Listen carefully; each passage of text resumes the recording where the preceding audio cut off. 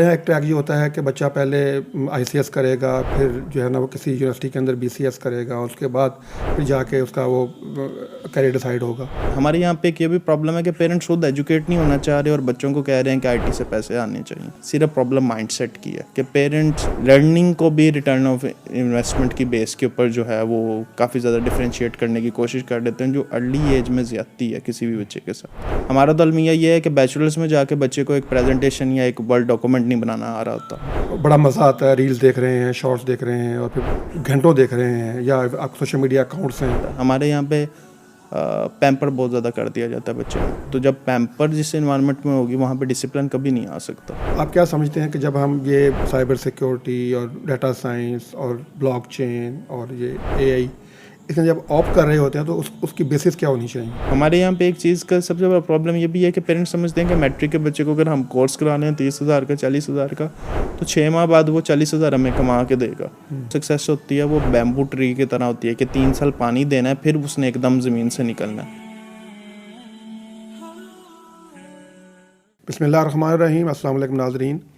अगर आपके बच्चे मैट्रिक में हैं और उन्होंने मैट्रिक साइंस विद कंप्यूटर कर रखा है या कर लिया है या कर रहे हैं, और उसके बाद वो आईसीएस करने का इरादा रखते हैं या आईसीएस कर रहे हैं, तो आज का हमारा ये पॉडकास्ट आपके लिए बड़ा अहम है।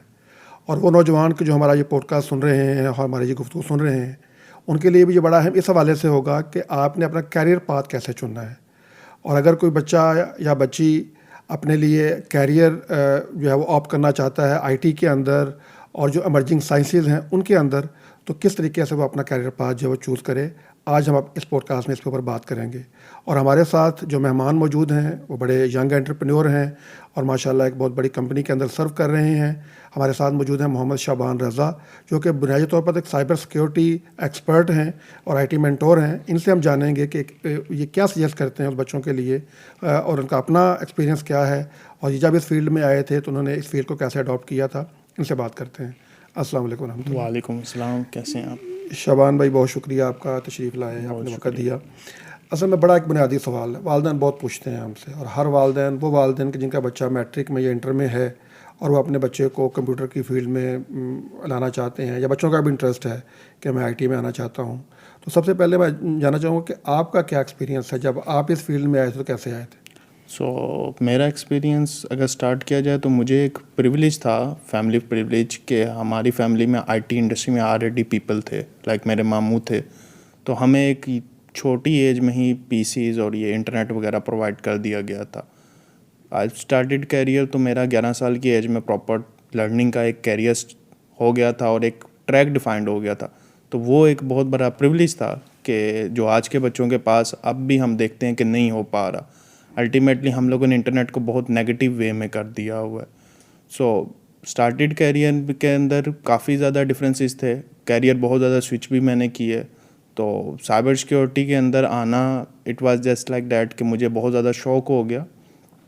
गेम से ही स्टार्ट किया था जैसे सब बच्चे करते हैं, तो वो उसमें कोई डिफरेंस नहीं है कि आई वाज लाइक दैट कि मैं ज़रा डिफरेंट था, लेकिन स्टार्ट करियर गेम से ही हुआ। और अल्टीमेटली फिर उस गेम से जब आइडिया होना शुरू हुआ कि चीज़ें परचेज़ करनी है, गेम के अंदर पैसे चाहिए और सब कुछ, तो मैंने फिर एक ट्रैक स्टार्ट किया जिसके अंदर स्टार्ट के अंदर तो काफ़ी ज़्यादा हर्डल्स थे, but right now cyber security के अंदर आई एम यंगेस्ट वन और लीडिंग कर रहा हूँ इस वक्त, working as a manager in a company. इसके साथ अपने स्टार्टअप्स भी किए हैं। रोलर कोस्टर राइड थी सिंपली। तो आप क्या सजेस्ट करते हैं कि बच्चा जो अभी मैट्रिक कर रहा है उसको कैसे स्टार्ट करना चाहिए? जो बच्चा मैट्रिक कर रहा है, सबसे पहले तो हमारी जो आज की जनरेशन में प्रॉब्लम है कि हम लोगों ने बच्चों को घर में बाउंड कर दिया। तो अगर कोई भी बच्चा मैट्रिक से फ्री हो रहा है तो सबसे बेस्ट यही है कि उसको ट्रेनिंग इंस्टीट्यूट्स में जो है एडमिशन करवाया जाए, ताकि उसको एक्सपोजर, और जब वो एक ट्रेनिंग इंस्टीट्यूशन में जाता है तो ज़ाहिर बात है उसकी एज से बड़े भी होते हैं, उसकी एज से छोटे भी होते हैं, तो उसका वो ओवरऑल मेंटल ग्रोथ जो है वो काफ़ी ज़्यादा जल्दी स्टार्ट हो जाती है। तो ट्रेनिंग इंस्टीट्यूट्स सबसे बेस्ट ऑप्शन है पाकिस्तान में तो इस वक्त। तो आप कोई सजेस्ट करते हैं ट्रेनिंग इंस्टीट्यूट पाकिस्तान में जिनका जहाँ पे जा सके? हम लोग बाय नेम तो मल्टीपल हैं। आप वो आई विल सजेस्ट दैट कि जो आपके लिए कम्यूटेबल हो, मतलब कि जो आपके घर के आसपास हो, तो सबसे बेस्ट वही होता है कि जो घर के आसपास होता है कि एक कंट्रोल्ड इन्वायरमेंट भी हो साथ साथ। अच्छा, ये भी बड़ा मुश्किल होता है कि हम कहाँ भेजें, कौन सा इदारा अच्छा है, कौन सा अच्छा करवा रहा है, उसका क्या फ़ायदा होगा वगैरह वगैरह? अच्छा, जो बुनियादी ईयर्स होते हैं ना, लाइक अगर कोई 10th स्टैंडर्ड से मूव करना चाह रहा है तो उसके लिए अदारा इतना ज़्यादा मैटर नहीं करता। उसके लिए ज़्यादा मैटर करता है कि वो अदारे में जाना शुरू हो, ताकि वो अपने आसपास अगर एक भी चीज़ पिक कर गया तो वो उसका पूरा ट्रैक बन जाता है। तो हम लोग को वो नंबर 1 और वो टाइटल्स इतनी यंग एज में नहीं सिलेक्ट करने चाहिए। I believe that. अच्छा, अब ये भी बताइए कि एक बच्चा जो है ना वो मैट्रिक में अभी है, जैसे अभी एग्ज़ाम हो चुके हैं और बच्चा फ्री है, तो आपने कहा कि वो ट्रेनिंग इंस्टीट्यूट में जाए। अच्छा, हमारे यहाँ एक ट्रैक ये होता है कि बच्चा पहले आईसीएस करेगा, फिर जो है ना वो किसी यूनिवर्सिटी के अंदर बीसीएस करेगा और उसके बाद फिर जाके उसका वो करियर डिसाइड होगा। तो उसको किस एज में आप समझते हैं कि अपना करियर डिसाइड करना चाहिए? अगर इसमें मैं अपनी पर्सनल एग्जांपल दूंगा कि मेरी पहली अर्निंग जो थी वो 15 इयर्स की एज में स्टार्ट हो गई थी। सो 15 इयर्स की एज में मैंने स्टार्ट ले लिया था, और मैं मल्टीपल ऐसे लोगों को जानता हूँ जो मेरे से भी कम एज में स्टार्ट हो चुके हुए हैं। हम अगर कंपटीशंस की बात कर रहे हैं तो हम लोग अपने आप को अपने नेबर कंट्रीज़ के साथ compete करते हैं। इवन इंडिया में भी देखा जाए तो यंगेस्ट जो आईटी के अंदर लोग हैं 13 साल की उम्र में कर रहे हैं। हमारे पास अपनी पाकिस्तान की सबसे बड़ी एग्जांपल आरफा थी, तो आरफा करीम थी, आरफा करीम टावर बन गया। अब हमारे बच्चों को वो स्टोरीज पता ही नहीं है। तो वो जो एक ट्रैक माइंडसेट है कि बैचलर्स करेगा 23 साल की उम्र में, 24 साल की उम्र में जाके अर्निंग के लिए वो स्टार्ट करेगा, तो एक सेंसलेस की बात है आज के दौर के अंदर। तो स्टार्ट बहुत यंग एज से करना पड़ेगा हमें। अच्छा, हमारे बच्चों का ना एक नया आ गया है कि जी यूट्यूब चैनल खोलेंगे और फिर उसको मोनेटाइज करवाएंगे और फिर पैसे कमाएंगे। ये ट्रैक, इसको आप कैसे समझते हैं? बेसिकली हमारे यहाँ पे आसानी देखी जा रही है, तो वो जो बज़ वर्ड्स की तरफ है, बेसिकली देखा जाए तो हम सारे मार्केटिंग और डोपामाइन से अफेक्ट हो गए हैं। तो हमें खुद नहीं पता कि हमारे बच्चे को वो 12 साल की उम्र में मीडिया का नशा लगता जा रहा है। अगर सिंपल वर्ड्स में बोला जाए तो उसको वो एडिक्शन होती जा रही है जो नुकसानदेह है। यूट्यूब चैनल एक सर्टन स्टेज पे अच्छी चीज़ है, लेकिन डिपेंड करता है कि कैरियर कैसा है। हर बच्चा तो उसके लिए नहीं बना। अच्छा, ये भी बताएं, जैसे अभी आपने जिक्र भी किया कि जब आप बच्चे को आईटी में लाना चाहते हैं और आप उसको बहुत यंग एज में लैपटॉप दे देते हैं, इंटरनेट दे देते हैं, तो कैसे बचाएंगे उनको यूट्यूब की रील से और शॉर्ट से, और किस तरह से उसको जो है ना वो? जब एक बच्चे को एक प्रॉपर ट्रैक मिल जाता है ना, अब अगर इसकी एक सबसे बड़ी एग्जांपल देखा जाए तो 13 साल का है डायलन, डायलन है, यूएसए का एक पर्सन है। उसकी वजह से माइक्रोसॉफ्ट को अपने रूल बदलने पड़े हैं कि उसको अपने बग बाउंटी और इवन, तो वो एक बच्चा है जिसने माइक्रोसॉफ्ट को 3 बार बता दिया कि आपके अंदर ये फ्लॉ है। तो डिपेंड करता है कि बच्चे को अगर पिक करने की चीज़ है। एक सबसे बड़ा प्रॉब्लम ये भी है कि हम बच्चे को खुद से ग्रो नहीं करना चाहते, लाइक सिलेक्टिव हो जाते हैं। तो ज़रा एक बार ओपनली अगर बच्चे को थोड़े टाइम के लिए फ्रीली छोड़ा भी जाए तो वो ट्रैक पकड़ सकता है। अच्छा, वालिदैन को जो खुद नहीं पता होता कि मेरा बच्चा क्या करना चाहता है या इसके पास क्या क्या फील्ड ऑप्शन मौजूद हैं, तो वो उसको उस तरह से ना, यानी लिबर्टी भी नहीं दे पाते कि अच्छा वो कहता है कि मैं ये करना चाहता हूँ, तो नहीं नहीं ये पता नहीं ठीक है होगा कि नहीं ठीक होगा। तो मेंटोरशिप जो है वो कहाँ से लें इसके ऊपर? अब मेंटोरशिप के मल्टीपल चैनल्स हैं। आप अगर ट्रेनिंग इंस्टीट्यूट में भी जाएंगे, किसी में भी जाएंगे, तो वहाँ पे भी कैरियर काउंसलर्स होते हैं। अगर उनको भी छोड़ा जाए तो आप खाली यूट्यूब, पेरेंट्स बल्कि चाहिए कि पेरेंट्स को चाहिए कि अपने पास एक बार पहले बच्चों से पहले खुद यूट्यूब पे देखें कि कौन सी फील्ड है, कौन सी ट्रेंडिंग पे फील्ड है, फिर क्या उसका स्कोप है। तो जब पेरेंट्स खुद एजुकेट हो जाएंगे तो वो बच्चों को गाइड कर सकते हैं। हमारे यहाँ पे एक ये भी प्रॉब्लम है कि पेरेंट्स खुद एजुकेट नहीं होना चाह रहे और बच्चों को कह रहे हैं कि आईटी से पैसे आने चाहिए। ये भी एक प्रॉब्लम है।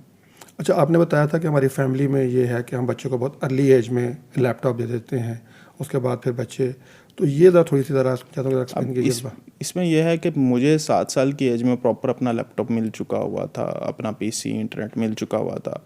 और मैं अगर अपना भी बताऊं तो पहले कैरियर ट्रैक नहीं सेट था। पहले जैसे सब बच्चे होते हैं मैं भी था, मैं गेम्स का शौकीन था।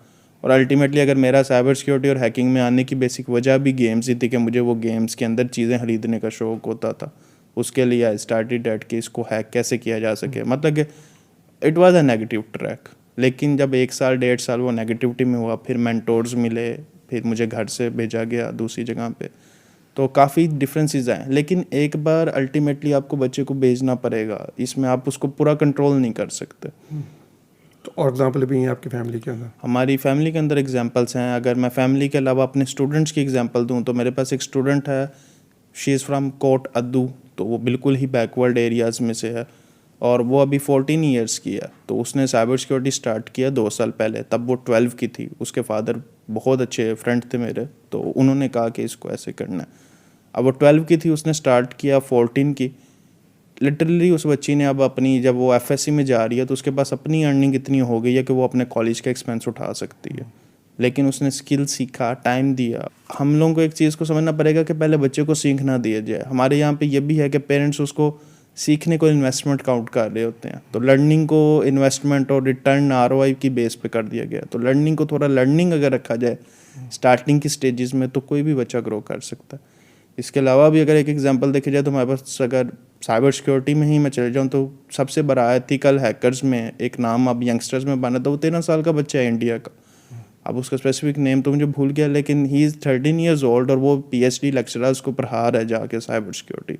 तो जब वो बच्चे कर सकते हैं तो हमारे बच्चे या हमारे फैमिली या हमारी सोसाइटी में ये प्रॉब्लम नहीं है। सिर्फ प्रॉब्लम माइंडसेट की है कि पेरेंट्स लर्निंग को भी रिटर्न ऑफ इन्वेस्टमेंट की बेस के ऊपर जो है वो काफ़ी ज़्यादा डिफरेंशिएट करने की कोशिश कर देते हैं, जो अर्ली एज में ज़्यादती है किसी भी बच्चे के साथ।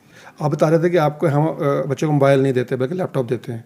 बच्चे को मोबाइल देना तो एक सब की सबसे बड़ी ज़्यादती है आज के टाइम में, लेकिन हमारे पेरेंट्स का फोकस ही बच्चों को मोबाइल देना और इस तरह का। इंस्टेड आप एक लैपटॉप दे दें, लिमिटेड इन्वायरमेंट दे दें उसको, इंटरनेट ना दें, आप उसको typing master, simple Microsoft Office, Excel.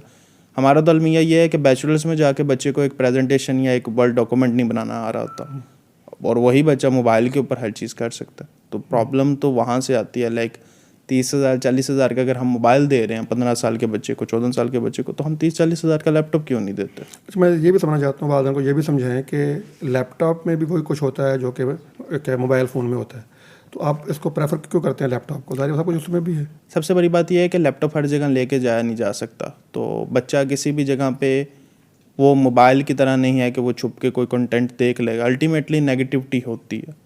तो लैपटॉप होगा तो स्क्रीन का साइज़ इतना होता है कि आते जाते पेरेंट्स भी उसको प्रॉपर अपनी एक सर्वेलेंस में रख सकते हैं ताकि वो नेगेटिविटी से बच जाए।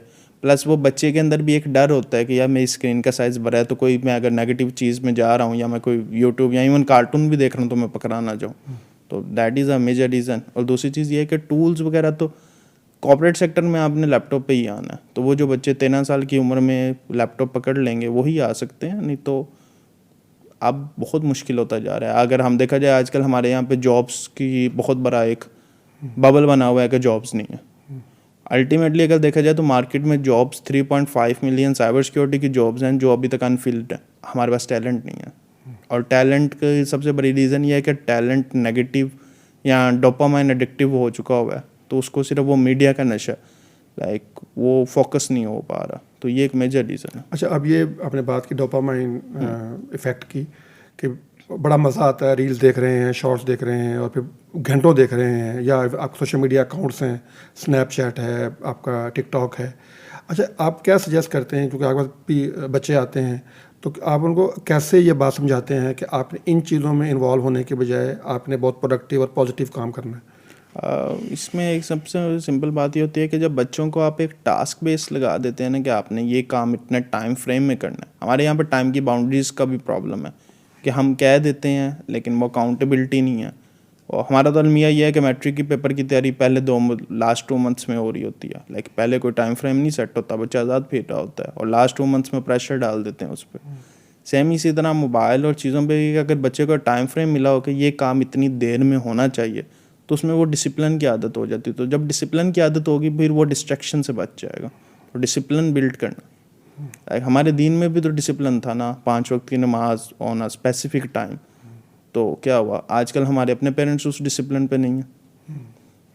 तो अच्छा, ये डिसिप्लिन कैसे पैदा करते हैं आपने खुद कैसे पैदा किया है और आपके स्टूडेंट्स में कैसे पैदा करते हैं? स्टूडेंट्स में डिसिप्लिन पैदा करने की सबसे 2 रीज़न्स हैं। पहली चीज़ तो ये कि हर स्टूडेंट को नमाज का कहना कि आपकी नमाज प्रॉपर होनी चाहिए, और दूसरी चीज़ डिसिप्लिन पैदा करने की ये है कि बच्चे को कह देना कि इतने टाइम में ये काम होना चाहिए, इस टाइम के बाद मैं काम एक्सेप्ट ही नहीं करूँगा। तो जब उसको पता होता है कि मेरा काम एक्सेप्ट नहीं होगा, मेरे ग्रेड्स में प्रॉब्लम आएगा, मुझे सीखने में होगा, या मेरी तो आदत यह है मैं क्लास से भी निकाल देता हूँ, तो उस वजह से भी डिसिप्लिन जो है वो आ जाता है बच्चे में। थोड़ा सख्त होना पड़ता है। हमारे यहाँ पे पैम्पर बहुत ज़्यादा कर दिया जाता है बच्चे में, तो जब पैम्पर जिस इन्वायरमेंट में होगी वहाँ पे डिसिप्लिन कभी नहीं आ सकता। अच्छा, ये जो बच्चा ICS कर रहा है, मतलब अगर उसने मैट्रिक के बाद वो आया है, अब उसने सारी इंटर करना है, तो वो इंटर भी कर रहा है, साथ में स्किल भी सीख रहा है, तो आपको लगता है कि ये उसको यानी उसको मैनेज कर सकता है इस चीज़ को? अगर मैं इसकी एक कैलकुलेशन दूं तो आपको एक स्किल सीखने में 100 घंटे लगते हैं, विच इज़ साइंटिफिकली प्रूवन। हमारे पास दिन में 24 आवर्स होते हैं, तो अगर 24 आवर्स की कैलकुलेशन करूं तो 10 दिन में 240 घंटे, और 240 घंटे को अगर मैं कर लूँ एक मंथ के ऊपर तो इट्स अराउंड 600 प्लस आवर्स, 640 और 720 आवर्स। तो 720 आवर्स में अगर 5 आवर्स हम बच्चे से ना निकलवा सकें फिर तो प्रॉब्लम है ना। तो हमें वो टाइमली मैनेजमेंट, मतलब कि मिनट्स पे आना पड़ेगा, चाइनीज़ की तरह होना पड़ेगा।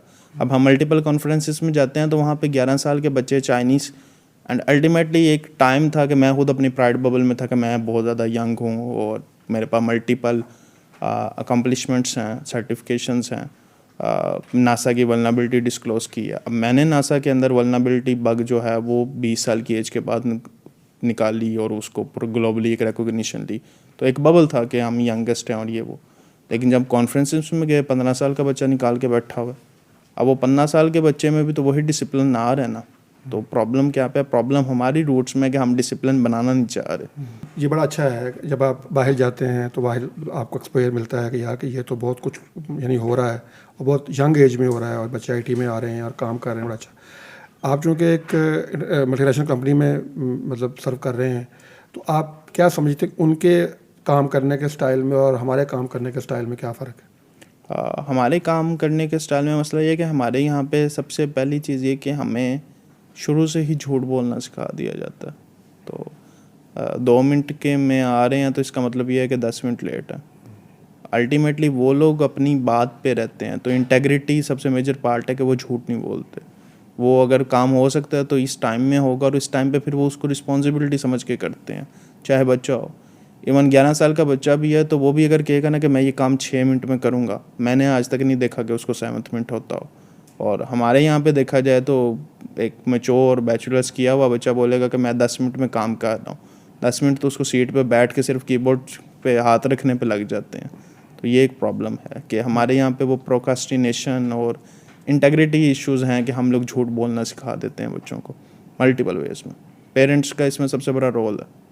अच्छा, कभी आपके लिए वो जो अभी आप जिक्र कर रहे थे प्राउड मोमेंट होते हैं ना आपकी लाइफ के कि यार ये मैंने अचीव किया है और ये मतलब मैंने सर्व किया है, तो आपकी लाइफ के जो है ना इस तरह के मेरी लाइफ के सबसे बड़े प्राउड मोमेंट्स में 3 मोमेंट्स आते हैं। पहला तो ये था कि मैंने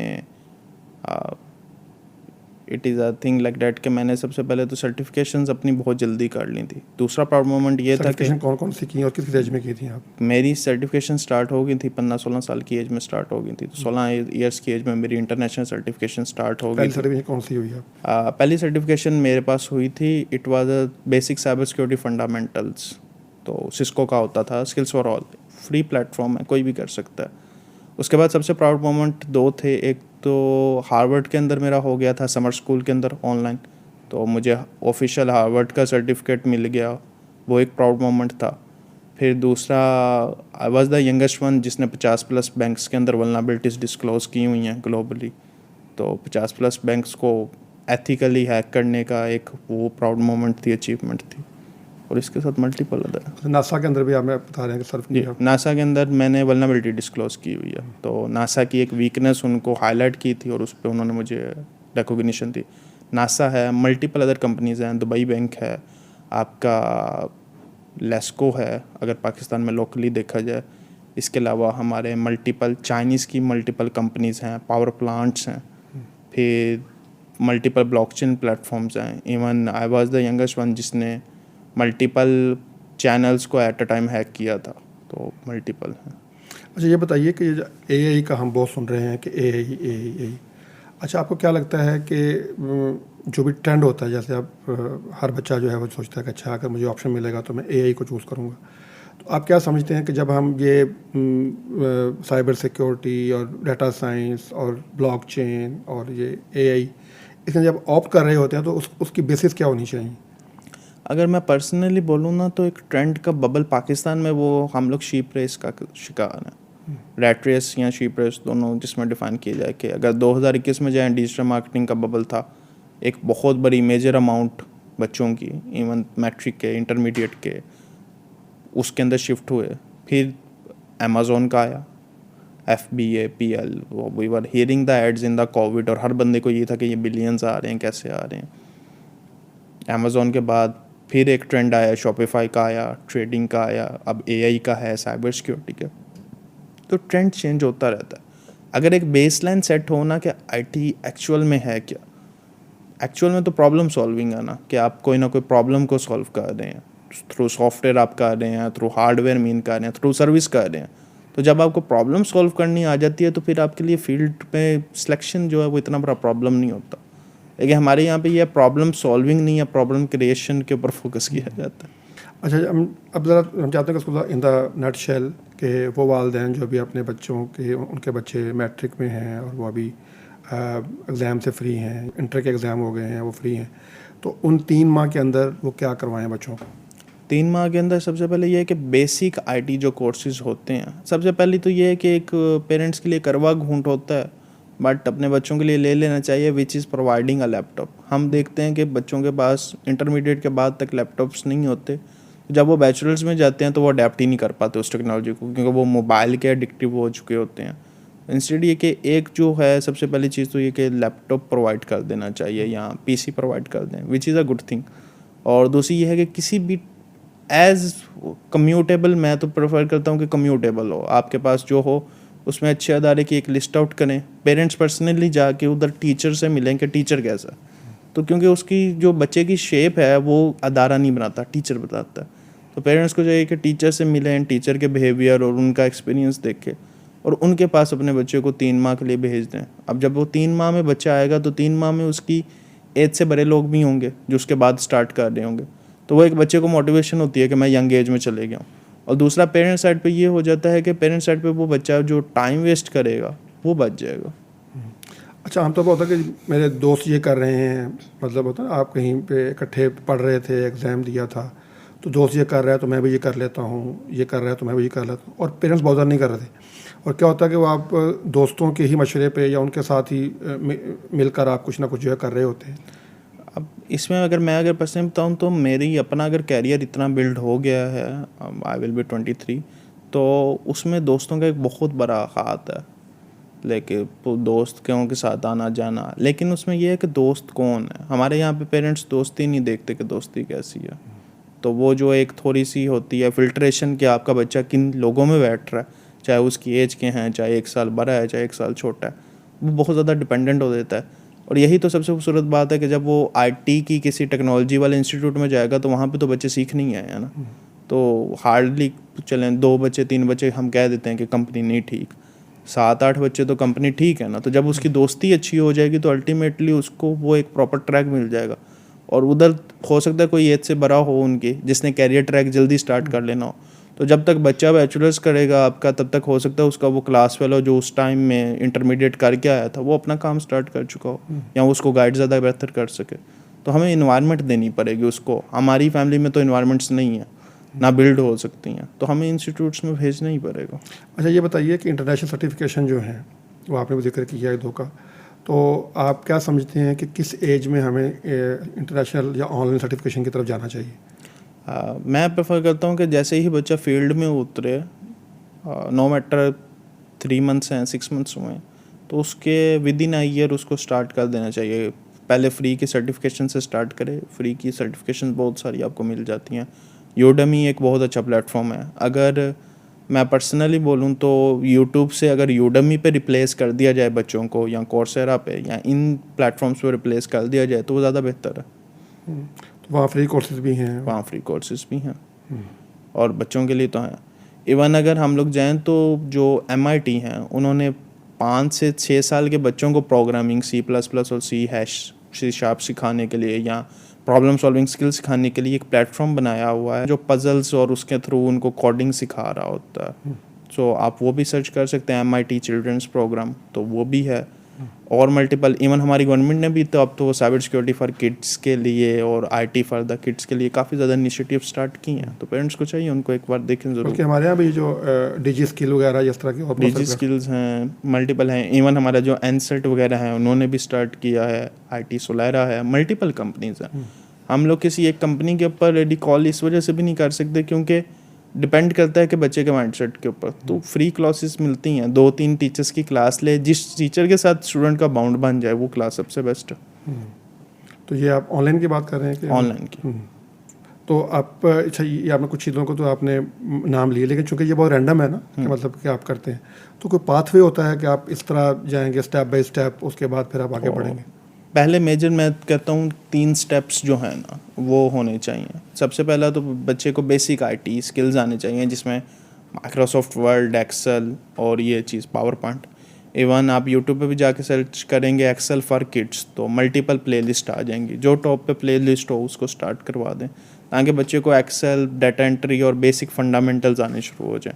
फिर उसके बाद आ जाता है कि बच्चे का कैरियर ट्रैक। तो प्रोग्रामिंग और ये सब कुछ हर जगह पे होगा ही होगा।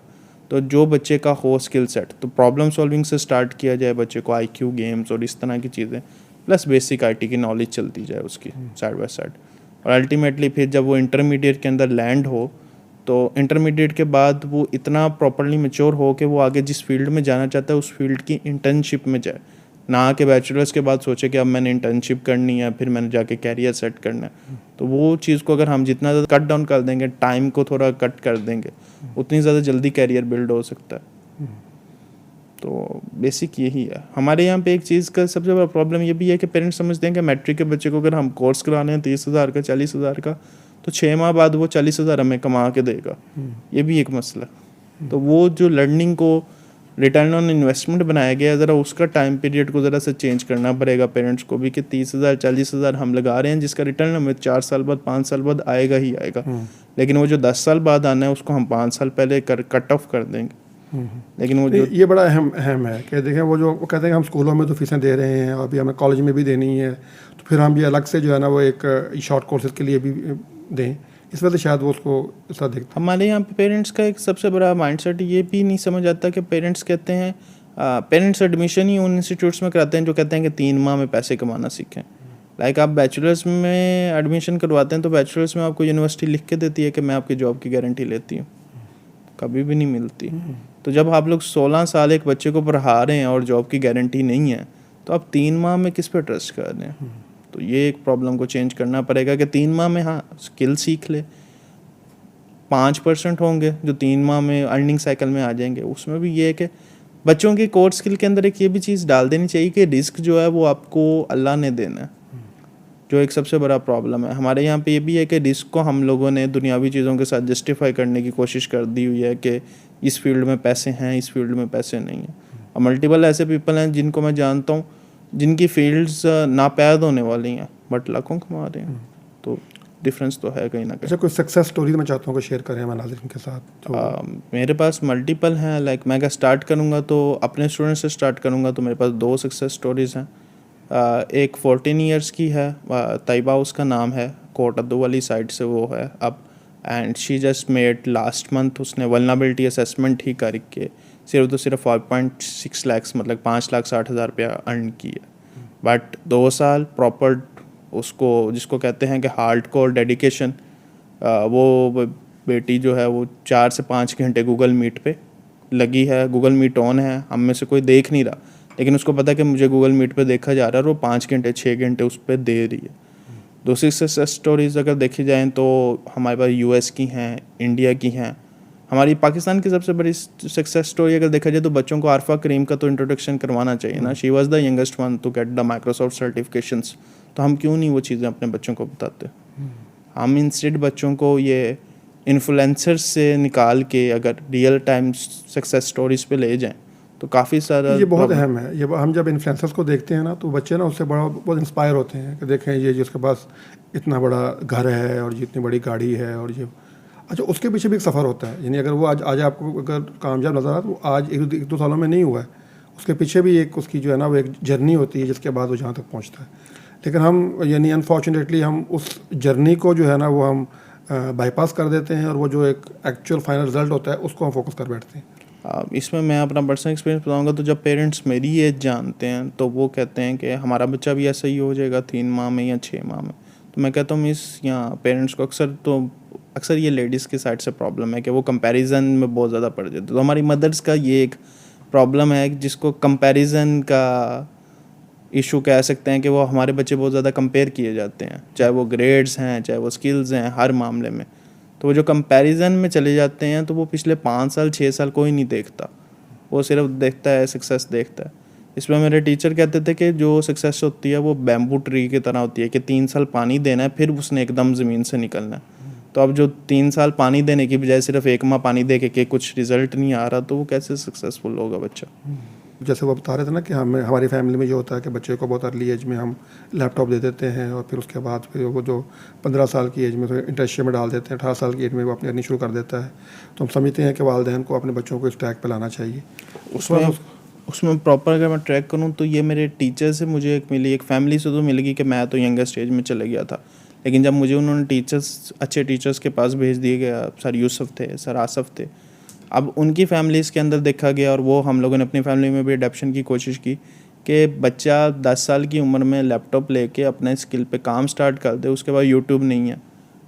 इवन लिटरली मेरे अपने जो कोलीग्स थे या फेलोज़ थे, उन्होंने घर से टीवी केबल्स को ख़त्म कर दिया कि बच्चा वो ना न्यूज़ मीडिया सुने, ना इस चीज़ों से दूर रहे। और अल्टीमेटली लैपटॉप है, उसके लैपटॉप पे एक सर्टन अमाउंट की गेम्स हैं, सर्टन अमाउंट के स्किल सेट हैं, सर्टन अमाउंट्स की वीडियोज़ हैं। आप खाली वो वीडियोज़ डाल दें कि यही देखना, तो वो भी एक डिसिप्लिन की वजह बन जाती है। और वो जब 12 साल की उम्र में उस बच्चे को ये पता होता है कि मैंने अब आगे बनना क्या है, मार्केटिंग में जाना है, मैंने यही में जाना है, क्या जाना है। और 15 साल की उम्र में वो बच्चा इंटर्नशिप पे, और इंटर्नशिप भी ज़रूरी नहीं है आईटी में हो, तो उसमें अगर मैं अपनी एग्जांपल दूं तो मेरा एक बिज़नेस वेंचर था एसे टेक्नोलॉजीज़ के नाम से, तो उसको मैंने स्टार्ट किया था। और मुझे क्योंकि हार्डवेयर का आईटी के सॉफ्ट स्किल्स तो मेरे पास थे, बिल्ड हो रहे थे, लेकिन मुझे पता था टाइम लगेगा। तो मुझे वो उस टाइम में एक बबल आया कि मैंने ना चीज़ें बेचनी है, बिज़नेस बनाना है। तो मुझे उन्होंने लैपटॉप स्टोर पे डाल दिया एक गुजरांवाले के अंदर ही, मार्केट जस्टिस दिन कंप्यूटर मार्केट के अंदर। तो मैं अपना फर्स्ट ईयर में अपनी स्टडीज़ करता था और स्टडीज़ के फ़ौरन बाद I just use to pick a van और मैं गुजरांवाले चले जाता था, जहाँ पे मैं लैपटॉप के शॉप पे बैठता था 3 to 4 hours, even sometime 6 hours.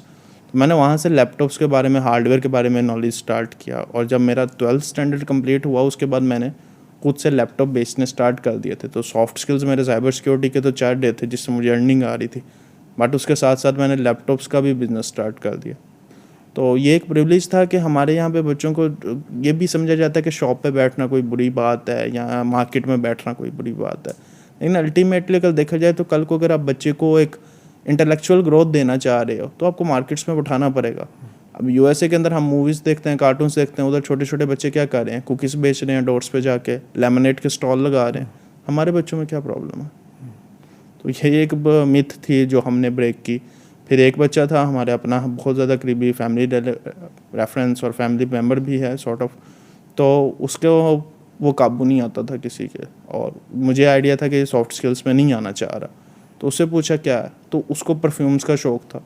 हमने उसको परफ्यूम शॉप में, अत्तर शॉप में डाल दिया। दूसरे वो अत्तर शॉप वाले ज़रा he was a very Paes man, Islamic person थे, तो मुझे आइडिया था कि ज़रा इसको संभाल लेंगे। तो उन्होंने संभाल लिया उसको, और वो 6 मंथ्स बाद उनके परफ्यूम्स उसने ऑनलाइन सेल करने स्टार्ट किए।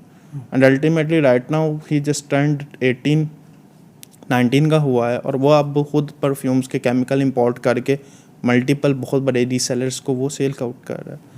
तो अल्टीमेटली आपको देखना पड़ेगा कि बच्चे का इंटरेस्ट अगर नहीं भी है सॉफ्ट स्किल्स के अंदर, तो उसको उस चीज़ में डाल दें जहाँ पे स्किल है। कोई बुरी बात तो नहीं है ना। हमारे यहाँ पे एक वो है कि हमारा बच्चा पता नहीं वो कुछ सोने की चिड़िया बनी हुई है जो ग्रेजुएशन के बाद जब कमाता नहीं है तो वही जिसको घर से बाहर निकालने को तैयार होते हैं। तो ये एक प्रॉब्लम है कि हम लोगों को बच्चों को इंटरेस्ट बिल्ड करना पड़ेगा बिजनेस के अंदर, नहीं तो अल्टीमेटली क्या होगा कि बाय द टाइम हम लोग वैसे ही बहुत बुरे हालात में हैं। इकोनॉमिकल स्टेबिलिटीज़ वगैरह कुछ भी नहीं है, छोटे वेंचर्स की कमी है। चाइना के अंदर माइक्रो फैक्ट्रीज़ हैं, उधर क्या है, उधर 10 साल का बच्चा, 8 साल का बच्चा अपनी केजी पीजी के अंदर या फर्स्ट स्टैंडर्ड के अंदर होता है, और वो बाद में उसके स्कूल के फ्री टाइम के अंदर वो पेंसिल्स असेंबल कर रहा होता है। इवन एक सिंगापुर में एक कॉन्फ्रेंस थी, तो वहाँ पे है मेटा पर्सन, और वो 21 ईयर्स की एज में, तो he was running a $multi-million company. और जब उससे क्वेश्चन किया तो उसने सिंपल सी बात की कि मैं 12 साल की उम्र में पेंसिल से असेंबल करता था, और मुझे आइडिया हो गया था कि पैसे कमाने के लिए मुशक्क़त करनी पड़ती है। तो वो जो एक मुझे टेबल पे लेने की, खाना मिलने की आदत थी, या वो चीज़ें मेरे अंदर ख़त्म हो गई। और जब मैं 15-16 साल की एज में गया तो मैंने अपने स्कूल में ही वो चीज़ें सेल आउट करनी स्टार्ट की, और अल्टीमेटली मैं 21 ईयर्स की एज में कंपनी बना के बैठा हूँ। तो ये इस चीज़ से पेरेंट्स को निकालना पड़ेगा कि बच्चे को जब तक आप आदत नहीं डालेंगे काम करने की या काम पे जाने की। हमारे फादर्स भी तो ये प्रॉब्लम कर रहे हैं ना कि अपना जो एक कारोबार है उस पर बच्चा नहीं बैठाते, कि अपनी दुकान पे नहीं बैठाते, क्यों नहीं बैठाते? उससे आपके बड़ी एक सोशल स्किल डेवलप होती हैं आपकी, social skill develop, public dealing भी होती है आपको, ये कस्टमर सर्विस आपके पास आती है, मतलब बहुत सारी मल्टीपल स्किल्स आपके डेवलप। सबसे बड़ा स्किल आजकल क्या है हमारे यहाँ पे, अगर बच्चा देखा, अब मेरे पास मल्टीपल स्टूडेंट्स आते हैं इंटरव्यूज़ के लिए, तो उनके अंदर सबसे बड़ा जो मुझे स्किल का प्रॉब्लम नज़र आता है वो कॉन्फिडेंस का लेवल ही नहीं होता। एक बच्चा अपना आप नहीं एक्सप्लेन कर पा रहा होता, तो जब वो अपने फादर की शॉप पे जाके बैठेगा या किसी जगह पे अगर चले जाएगा जिसने सॉफ्ट स्किल्स में नहीं भी जाना, ज़ाहिर बात है सारे बच्चे एक सिंपल ब्रेन के तो नहीं है ना, किसी का इंटरेस्ट होगा किसी का नहीं होगा। हमें ये सेग्रीगेशन को भी समझना पड़ेगा कि हम कंपैरिजन नहीं कर सकते किसी बच्चे का दूसरे के साथ। तो वो जब अपने एक रेलिवेंट फील्ड जहाँ पे इंटरेस्ट होगा या अपने फादर के बिज़नेस पे जाके बैठेगा, चाचू के, मामू के, फैमिली फ्रेंड्स के, किसी भी बिज़नेस पे जाके अगर 1 माह 2 माह भी बैठता है तो उसके वो माइंडसेट के अंदर वो चीज़ एडअप हो जाती है कि चीज़ें बेचनी कैसे हैं और बोलना कैसे है लोगों के साथ। तो वो एक बहुत बड़ा स्किल है जो देना पड़ेगा हमें। आपका बहुत शुक्रिया, आपने बहुत टाइम जो मैं समझता बहुत ही जो है ना ये कीमती बातें हैं, और ये मैं समझता हूँ कि वालिदैन को इससे यकीनन बहुत कुछ सीखने को मिलेगा। और हम चाहते भी यही हैं कि पाकिस्तान के अंदर बहुत टैलेंट है और बड़ी मतलब अल्लाह ताला ने हमारा जो नौजवान है उसके अंदर बहुत सलाहियतें रखी हैं। सिर्फ मसला ये कि उसको यानी किसी समत में लगाना, किसी डायरेक्शन में लगाना, और उससे जो है ना वो कोई आउटपुट जो है वो सामने आए और पाकिस्तान के लिए और इवन अपने लिए वो लोग जो हैं वो फ़ायदेमंद साबित हों। आपका बहुत शुक्रिया। आपका भी। नाज़रीन, आज का पॉडकास्ट आपने सुना, यकीनन आपको इसके अंदर बहुत सी ऐसी बातें हैं जो कि बतौर पेरेंट्स और वालिदैन के हमें जानना ज़रूरी हैं। और हमारे मेहमान ने बहुत ही खूबसूरती के साथ अपने पर्सनल एक्सपीरियंस भी शेयर किए, आपने स्टूडेंट की बातें भी शेयर की कि किस तरह से लोग जो हैं वो आईटी की फील्ड में और जो डिफरेंट हमारे यहाँ एमर्जिंग टेक्नोलॉजीज़ हैं, एमर्जिंग साइंसेज हैं, उसके अंदर जो है वो आ रहे हैं। और यकीनन इसमें कोई शक नहीं है कि आने वाला दौर जो है वो एआई का दौर है और एमर्जिंग साइंसेस का दौर है।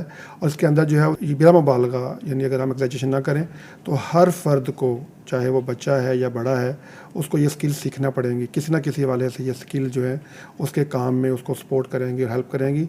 और वो लोग जो इन स्किल्स को नहीं सीखेंगे और ये जो लर्निंग नहीं करेंगे वो यकीन बहुत पीछे रह जाएंगे। तो इस उम्मीद के साथ कि हमारा आज का पॉडकास्ट भी आपको बहुत पसंद भी आएगा और आपके लिए बहुत फ़ायदेमंद भी होगा, इजाज़त दीजिए। अल्लाह हाफ़िज़।